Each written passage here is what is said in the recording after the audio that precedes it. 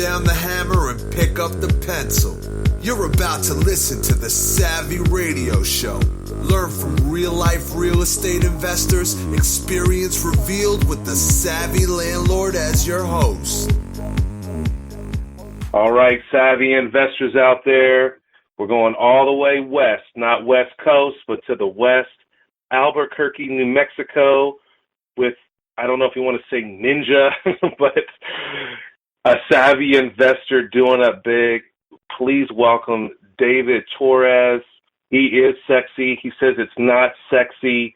We're going to cover wholesaling in a unique way, but I don't want to let the cat out of the bag. David, welcome to the show. Thanks, Steven. Happy to be here. All right. So, you've been doing real estate for 8 years. What did you do before real estate, before you became a wholesaling ninja?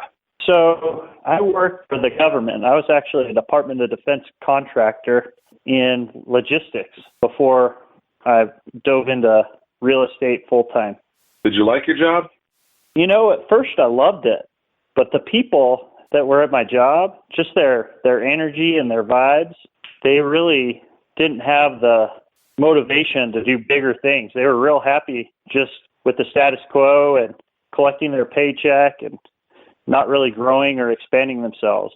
So I really wanted to get away from that and surround myself with people who wanted to do big things. What made you decide that you're going to go all into real estate? Was there a defining moment? We actually just kind of started out slow. We bought a rental, that went well. Then we did a flip, and that went well. We bought another rental, did a couple more flips, and we just started saving up our money until we felt comfortable with me leaving my job.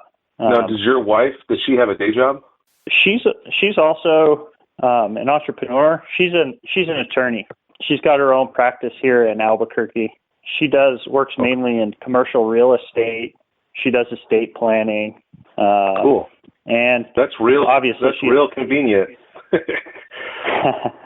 Yeah, I say everybody has some sort of an unfair competitive advantage, and I consider my wife to be one of my largest unfair competitive advantages.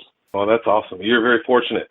So, New Mexico, Albuquerque, is this where you grew up? Is this where you've always been? We kind of growing up, we kind of moved around. I was born in Utah. We moved to Nevada, Iowa, Mississippi, New Mexico, and kind of bounced all over the place. I met my wife here in New Mexico, and this is where her family's from. So this is kind of where we set up our home base and where we want to raise our kids. Okay, right on. Now, tell me about the demographic. What's the average rent and what's the median price home so we can get a perspective before we start diving in? So the median price home here in Albuquerque is $172,000 ballpark, and the rents for a 3-bedroom in a B neighborhood, it's going to be $1,100 to $1,200 per month. Okay. So would that be a $160,000 house that yields $1,300 rent? Is that roughly accurate? So I'll use some real numbers. Most of my houses are in the $100,000 range, and the rents are at least $1,100 per month on those. Okay. So you're cash flowing. What type of loans are you getting on those? We've got just conventional Fannie Freddie money on them. We don't have a whole lot of rentals. We only have 7, but we're getting rates in the low 4s. Cool. All right. So your main thrust that really kind of got you in was you're doing a lot of flips, a lot of construction. And now you're kind of, your mainstay right now is wholesaling. What made that transition? Well, to be honest with you, I'm just a terrible contractor manager. I've had all kinds of drama with contractors, and it's just not what I enjoy the most. The thing that I enjoy the most is putting together a fantastic deal. So, and the other reason is my long-term goal is to acquire more rentals and to use the money that I earn flipping to fund those purchases. So the way I thought about it is if I could make as much money wholesaling as I could flipping, I'd rather do that because that's the part that I love the most. So, and it's cleaner, and you get to enjoy it more.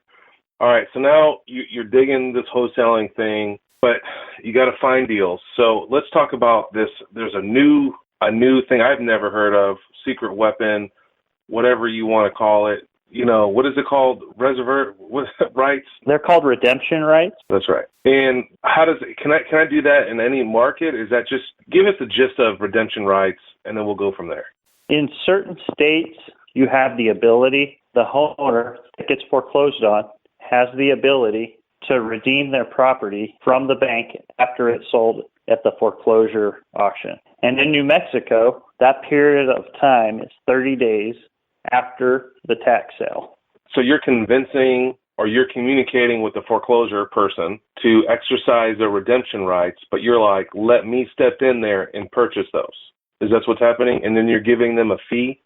Exactly. I purchased their right of redemption. And is this like a special contract that you have with them? I mean, how does the city work with you? You know, do you have to prove you have an ID, or you just show up there with the money and this little piece of paper that you bought these rights? So for the bank, you have to record. It's just like a deed, right? The right of redemption. Okay. In order for it to be valid, you have to record it down at the county recorder's office, and that's how you stake your claim that you have the right to redeem the property. Cool. So it's almost like deeding a property, like a subject to, deeding the property into a trust, but instead of deeding into the trust and you become the administrator, you're basically filing a piece of paper that says, now I have interest in this property because of these redemption rights, and I want to exercise those redemption rights by paying off what I owe on the property. And then the seller, in their mind, they lost it anyway, so you give them a couple $1,000 or something to sign this little document and notarize it? Yeah, I mean, it really depends on the deal, right? So you could pay them as little as $1 for their redemption rights, or you could pay them $100,000. It's all deal dependent. Sure. I mean, do they know? I mean, I have never heard of, redemption rights. Of course, the seller, the one that's been foreclosed on, doesn't know that. They know that they have the ability to pay their house back with a giant sum of money, but I guarantee they haven't thought about, hey, let me sell these rights I'm already foreclosed on. I mean, it's almost like a short sale at the tax sale. Exactly, and most people don't know. But how the rights get bid up is I've got about 10 competitors here in my market, and we all chase after the same redemption rights. So I'll show up and I'll say, hey, Mr. Seller, I'll give you $1,000. And the next guy will show up and he'll say, oh, I'll give you $2,000. And then I get a call from the seller and he says, hey, Dave, this other guy came and offered me $2,000. Will you give me $2,500? And it just kind of escalates from there depending on the deal. Yeah, I mean, are you secure in your position at this time when this guy's calling you back? Like the seller, the foreclosure guy, is he going to renege on the deal? I mean, they renege all the time. So I had one locked up at $1,000, and I went to my wife's office to draft the paperwork and grab my notary and head back. And in between that time and the time I got back to him, somebody else had come in and offered him $2,500. So I was still able to get the deal, but instead of paying $1,000, I ended up paying $2,500 for it. So this went on before the paperwork was signed, right? Because after you file this paperwork, you're in first position per se, or you control the asset at this time. But you have to file this thing and get it notarized. You got it. Okay, so how did you come up with this deal? One day, some infomercial, like you woke up and said, hey, mother effers, I'm doing redemption rights, call me the ninja. How'd you find out about this? How'd you learn about this? Is this new territory? Has this been around for a while? What history? Give me some insight. I mean, it's been around for a while. Before I started doing it myself, I bought several redemption rights from other investors. And, I figured if they could do it, I could do it. So I just started beating the streets, going down to the courthouse, researching how they were operating, talking to my wife about it, and figuring out how we could do it better. And, I just figured it out. There's no book or manual on how to do this. You just got to get out there and figure it out. So they're going to be as a David Torres course, Savvy Torres, redemption rights in the making, possibly. No, I'm just playing. Do you know anyone else besides your competitive market? I really don't know anyone in Oklahoma that's doing this. Do you know anyone else outside of your market or state? There's some other states that I know, like Michigan's a real popular redemption rights place. I just looked up Utah. Utah has it. I'm not sure about Oklahoma. Are you guys a judicial foreclosure state? Meaning we got to take them to court? Yes. Is that what that means? Yeah, I mean, I can do some research and we can put it in the show notes whether or not Oklahoma has it available. Well, I mean, I definitely want people to realize from this radio interview is that anything's possible with real estate. It's still growing. It's still changing. Laws are changing now. Series LLCs are accepted in some markets, some states, and some states that they're not. Redemption rights. I mean, there's each state, city, even each county has its own way of doing its tax sales. Some people don't. I know there's a period in Oklahoma that there is some sort of a redemption that I can go buy a property, and then for some weird reason, I buy their taxes, and then 30 days later they show up with the whole deal, they can get the asset back. I get my money back plus percentage. But why can't I go like Sly, go to that person and say, look, I'll give you $5,000, sign this over to me, and they'll be happy. I mean, I think it's a great technique. I'm just curious. I've never heard it before, and you're all calm, cool, and collective at Millionaire Fastlane Summit. Hey, by the way, I do real estate. Oh yeah, by the way, I do real estate too. And you're like the secret little technique in the back room, killing it. So, since this is your second interview, right? Out of nowhere, people are calling you up, asking for advice. Where do you think this is going? Is this something that you want to continue to pursue? Are you going to dip back into rehabbing and flipping, or what's your goals now? My goals are to really laser focus in on my wholesaling. We've done 3 or 4 mail campaigns, but we really want to grow that and systematize our wholesaling business so that our business can be a servant to us instead of me being a servant to the business and working until from 5 a.m. to midnight every day. Sure. This hopefully economic windfall that you'll get from being the best wholesaler in Albuquerque, what are you going to do with the money that you do make? Are you going to buy rentals? Are you just going to keep stockpiling? What's your plans with that? Well, our ultimate goal is it has changed a little bit after we talked, because my goal was 100 doors, right? Yeah. But you really told me that, or forced me to reconsider that number and really go focus on what I want my cash flow to be instead of, how many doors I have. Yeah, so don't fall into the temptation. Yeah. Really, our goal is to generate at least $20,000 in cash flow per month from our rental portfolio. And have you calculated how you're going to do? Is that? What are you? You can't get so many FHA loans. You can only get 9 or 10 now. They keep changing the laws, so you have to find other sources of funding. Correct? Yeah, we're looking at some portfolio lenders here locally, and one other little secret tip that my wife and I have used is we take title to our properties sole and separate. So she's able to get up to 10 loans under her name, and I'm able to get up to 10 loans under my name. So that's how you can stretch your FHA money that's in the 4% range, which is just insanely low. Are you going to a loan broker, or are you going directly to the bank and then they're selling your FHA loan? How are you getting your money now? We've got a mortgage broker here that we work with exclusively, and she knows us, she understands our needs, and she really takes care of us. And then what's their fee? Is it just or origination fee? What's the terms? Just obviously the rate, but is there any kind of doc fees, kind of hidden closing costs, or any of that kind of jazz? So I've got a refinance going right now where we're going to pull $135,000 out of one of our properties. And when you factor in all of the origination fee, the appraisal, and then all the escrow impounds, it's going to cost about $5,000 to originate that loan. You might want to look at portfolio money. Just depends on what your strategies are. The long-term game, cash flow is my game, but That sounds kind of high to me. But again, you get this low interest rate, and you got a 30-year AM. So it's kind of worth it in that scale. But it just depends on what you're trying to accomplish, right? If you're trying to get big cash flow, but you're never going to own the properties, that's the way to go. But if your goal is to be debt-free and do a 15-year with portfolio money, your upfront cost could be less, but your cash flow is way less. So it just depends on what you're trying to do, ultimately. Well, and what works for us is we buy properties that are more expensive, that are in better neighborhoods with better school districts, and we hope better appreciation, but they don't cash flow as well as if I was to buy cheaper properties.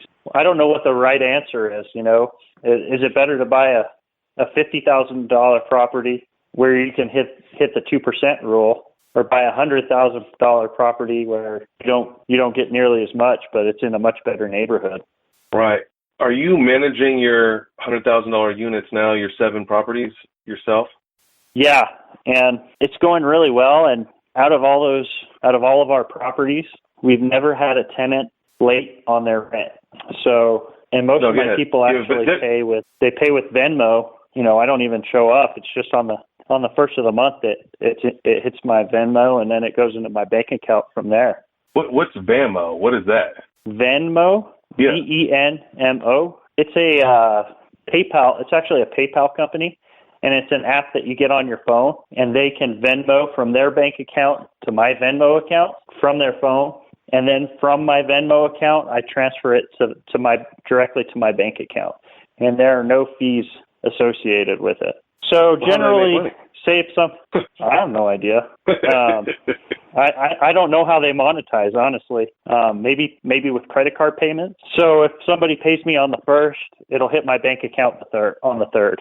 And they're all set up that way, and they pay out with their phone. Yeah, that's awesome. Yeah, it's free if they use their bank account. Oh, if they have a Venmo bank account. Pretty cool. What software do you use to manage your properties, your 7 units? I don't have any software that I really use other than, just trying to keep everything organized in Google Drive. Good. I think it's manageable now. When you get up to X amount of units, you'll probably utilize some sort of online software. Just make life easier. So you're coming to the Investor Weekend. Are you excited? You're excited about Investor Weekend? Absolutely. I'm pumped, man. Have you ever heard of? Dude, I'm so stoked that you're coming. Definitely we're gonna do it up big. Maybe have a redemption rights roundtable. Maybe we can do some research before you get here to make sure that we can do it, and then I'm gonna throw you into a class and have you help somebody out. So you're gonna clean your hands of construction, focus on wholesaling. And then your goal right now is $20,000 a month off of your real estate passively. I think those are wonderful goals. That's awesome, man. Yeah. What advice would you give someone else? Now, did you start out as a wholesaler, or what was your first transaction? Our first transaction, and I always say our because it's my wife and I.